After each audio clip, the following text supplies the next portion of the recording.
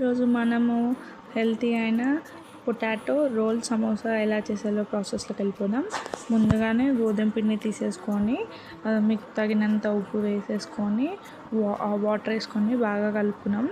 తర్వాత పొటాటో ముందుగానే బాయిల్ చేసుకోవాలి. తర్వాత మ్యాష్ చేసేసుకున్నాము. దాంట్లో కారం, ఉప్పు, ధనియాల పౌడర్, గరం మసాలా అండ్ నిమ్మకాయ కూడా వేసుకోవచ్చు. నా దగ్గర అవైలబుల్ లేదు కాబట్టి నేను వేసుకోలేదు. తర్వాత చపాతీ లెక్క చేసేసుకున్నాము. చపాతీ లెక్క వేసుకొని ఆలు షెఫ్ని ఈవెన్గా స్ప్రెడ్ చేసేసుకున్నాము చపాతీ మొత్తం. తర్వాత ఇట్లా కట్ చేసేసుకున్నాము.